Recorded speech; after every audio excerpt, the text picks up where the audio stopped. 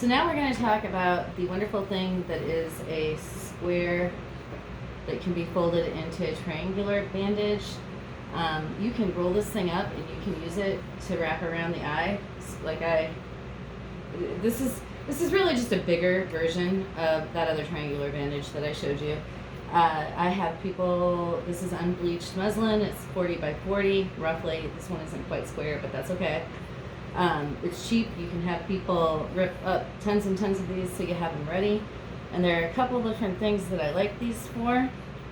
And so the one thing that I didn't mention before is how to apply pressure to a minor head wound.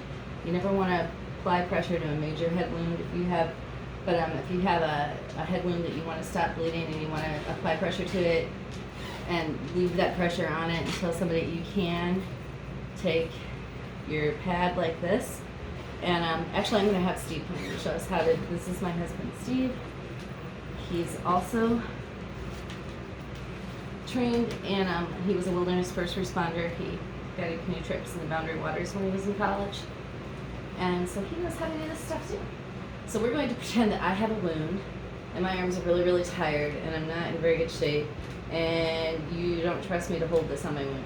So you're going to go ahead and take this triangular bandage here, and I'm going to let Steve take over talking because he can see what he's doing. I'm going to put the triangular bandage around the head, the long side around the head. And I don't know if you can see, maybe bring the camera over here a little bit, that you can see what you want is the actual triangle parts hanging down the back of the neck.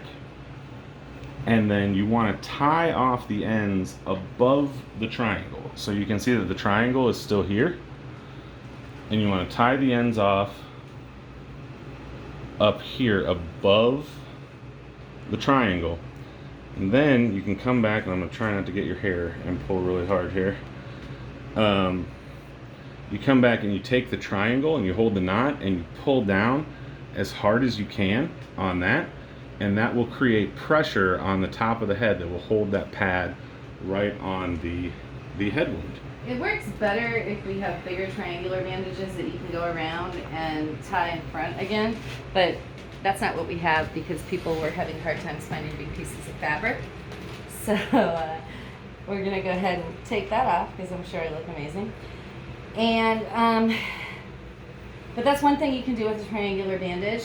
Another thing is that we're going to use it like a sling here in a minute, but first I'm going to talk about splinting. This is a Sam splint. They're really cheap online. I really like them very much because when you're not using them as a splint, you can use them as a collar around somebody's neck to stabilize a neck injury or something like that. You can roll them up, you can fold them in like this, so you already have that nice spot for your hand, and you just go ahead and see, you can mold them to the arm a little bit to provide some protection and to stabilize the arm. They make bigger ones for the legs too, but a nifty trick for the legs, if you don't want to use the Sam splint, is to use a thermarest and let it unroll a little bit on both sides, and you can wrap that. But we're not going to demo that tonight. Mostly I just want to show what to do with arm injuries. And so Steve's going to help me out here because it's kind of hard to do with one arm. And you're just going to make sure that that's your... The splint is on there and it's holding, and this is just an ace bandage.